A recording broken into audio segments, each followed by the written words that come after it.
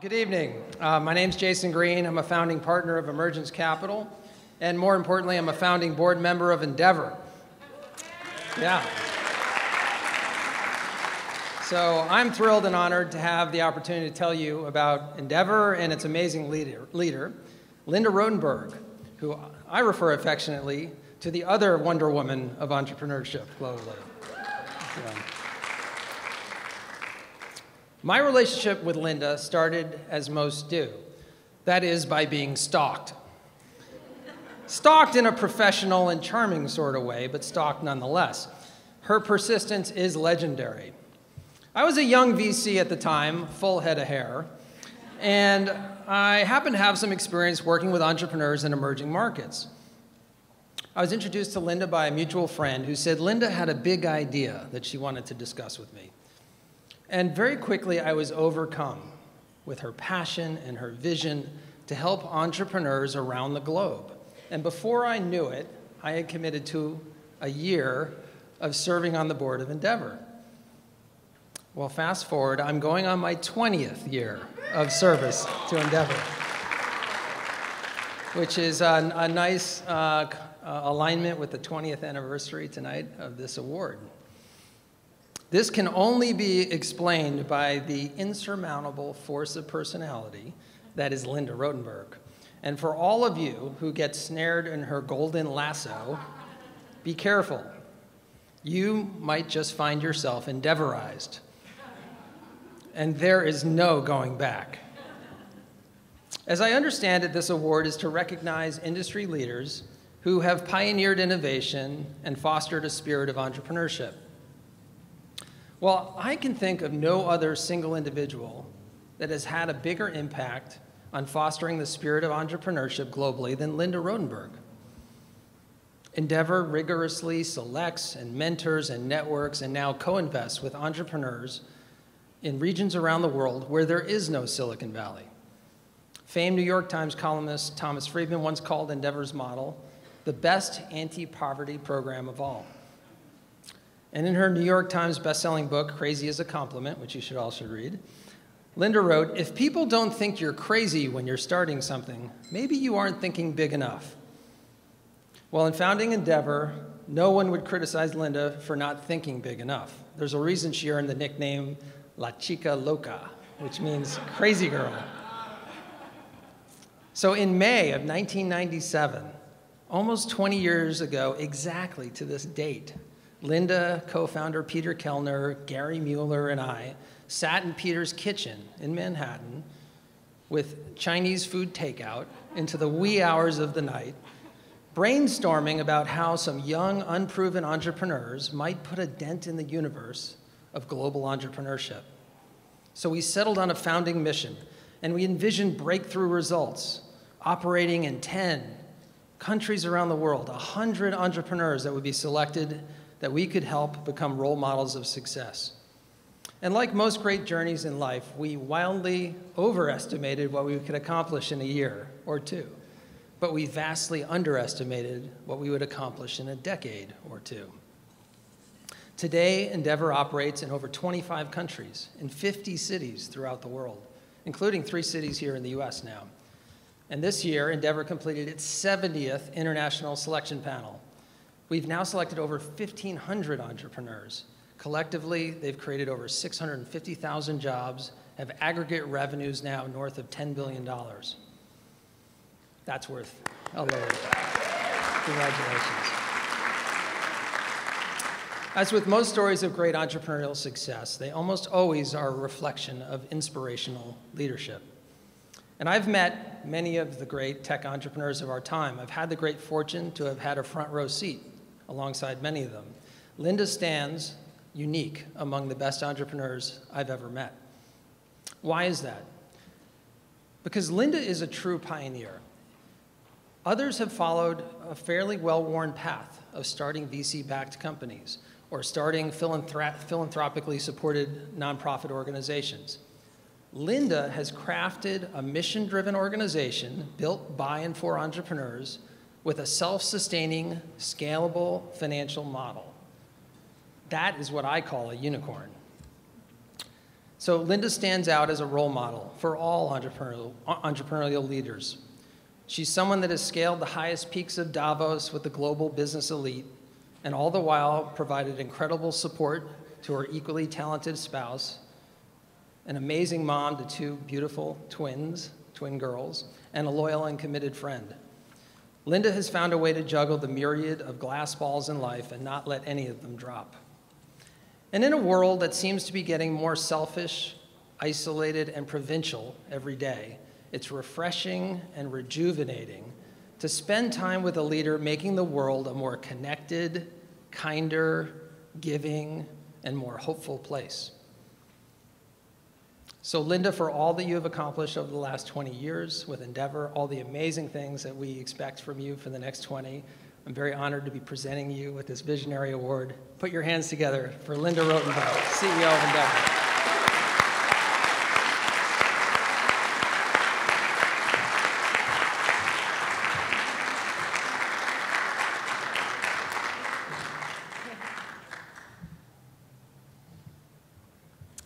Wow. First of all, congratulations to Denise and Kevin and the entire Silicon Valley Forum family for this 20th anniversary of the Visionary Awards, and kudos to my fellow honorees. I'm a big fan of all of your work. You call us visionaries. As Jason said, I call us crazy people. And what crazy people need most is someone legit to buy into their ideas early on. For me, that person was Jason Green. It's an understatement to say that without Jason joining our small founding board around that kitchen table and remaining an active, passionate board member, mentor, selection panelist, and dear friend over the past 20 years, I would not be here tonight. So Jason, thank you. Now, back in 1997, as you heard, when Peter Kellner and I drew up plans for Endeavor, almost no one believed that high-growth, high-impact entrepreneurs might exist in the world's emerging and underserved markets. Today, Endeavor operates in 30 countries and 60 cities across the globe, supporting, as you heard, 1,500 high-impact entrepreneurs screened from more than 50,000 candidates. Yes, it's harder to get into Endeavor than it is to get into Stanford. And the Endeavor entrepreneurs, as you heard, now generate close to 700,000 jobs and $10 billion annually. And nowadays, it's pretty obvious that there exist high-growth innovators in every corner of the world. But 20 years ago, the idea sounded so absurd that people in Argentina and Chile, our first two countries, thought we were launching a cult. Why else would a bunch of Harvard and Yale-trained gringos be offering to help unknown kids with cockamamie ideas and no elite family last names? Now, the truth is, I've been living in Buenos Aires in the mid-1990s to escape becoming a lawyer. I noticed that many of the young Argentines I was hanging out with planned to get jobs in the government. Government? Well, where else were the jobs, they would say. How about becoming an entrepreneur, I would say. People had no idea what I was talking about. I later discovered from a taxi driver that there was no word for entrepreneur in Spanish, or at that point, Portuguese, Turkish, Arabic 20 years ago. There was, however, a word in French, though a former president didn't know that. So I started traveling around Latin America, telling students the story of Steve Jobs and Steve Wozniak starting Apple. Blank stares. One day, a kid from Brazil came up to me and said, "I heard your talk about Steve Jobs. That's a nice story, but how does it relate to my life? No one in Latin America will invest in my crazy idea, and I don't even have a garage."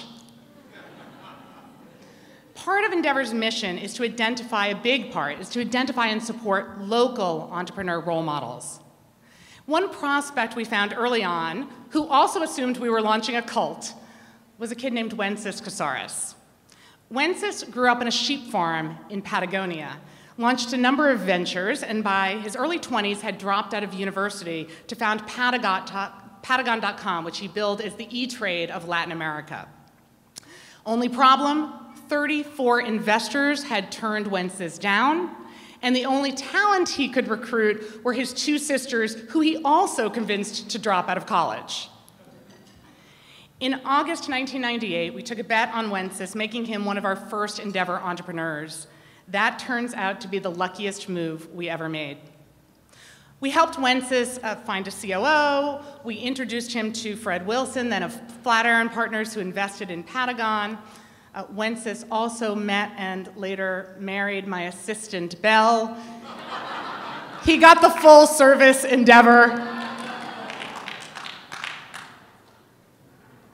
1 year later, he sold Patagon to Banco Santander for $750 million. Yeah. Two things happened. First, I got calls from all 34 investors who turned him down saying, "You got any other crazy kids?" And kids throughout the region started saying, "If Wences can do it, I can too." Two young people inspired by Wences' story were Marcos Galperin and Hernan Cazá, both Stanford MBAs at the time. Rather than pursue banking or consulting, Marcos and Hernan took a chance to return to Buenos Aires in mid-1999 to launch Mercado Libre, which they imagined as the eBay of Latin America. They too became Endeavor entrepreneurs. Scroll to today. Wences now lives in Woodside, not far from here. He's still married to Belle. His new company, Zappo, is a leader in Bitcoin, funded by Greylock Partners and others, including our own Endeavor Catalyst co-investment fund. Wences serves on the board of Endeavor Global, and he continues to spend hours per day mentoring entrepreneurs from other emerging markets, from Jakarta to Rio to Riyadh. Marcos Galperin serves as vice chair of Endeavor Argentina and remains CEO of Mercado Libre, now a NASDAQ-listed company whose market cap this week reached $14 billion. Mercado Libre is today the highest valued company in all of Argentina. Hernan and former Mercado Libre CFO Nico Sakazi just closed their third venture fund this week. At $200 million, Kazek 3 is the largest venture fund in all of Latin America. Nico sits on the boards of both Endeavor Argentina and Endeavor Global. But their stories don't stop there. I often joke to my friend and board member, Reid Hoffman, who I know was a former visionary, that a real objective of Endeavor is to create PayPal mafias around the world. Reid cringes and says, "Oh, PayPal mafia isn't a real thing. We don't actually kill people. We don't have an omerta." But I've managed to convince Reid that the PayPal mafia imagery is incredibly powerful. It conjures up entrepreneurial superheroes, starting and scaling companies, mentoring and investing in one another, and paying it forward so that the entire ecosystem can flourish. Ecosystem building is ingrained in the Silicon Valley mindset, and I know it's essential to your work here at the Silicon Valley Forum. Today, that ecosystem building, fueled by local entrepreneurial superheroes, is taking place not only in Buenos Aires, but also in scores of emerging and developing markets globally. But while we're seeing evidence of these PayPal mafias blossoming in Latin America, the Middle East, Asia, Africa, and parts of Europe, we also see evidence that strong entrepreneurial ecosystems are lacking in places here at home. That's why, as Jason said, Endeavor recently launched offices in Miami, Detroit, Louisville, and Atlanta. And it's why I'll end by inviting those of you passionate about building entrepreneurial ecosystems to consider joining our movement abroad or at home. And I'd like to ask my Endeavor colleagues, Endeavor entrepreneurs, and Endeavor mentors with us tonight to stand so that everyone here can know whom to stalk after dinner.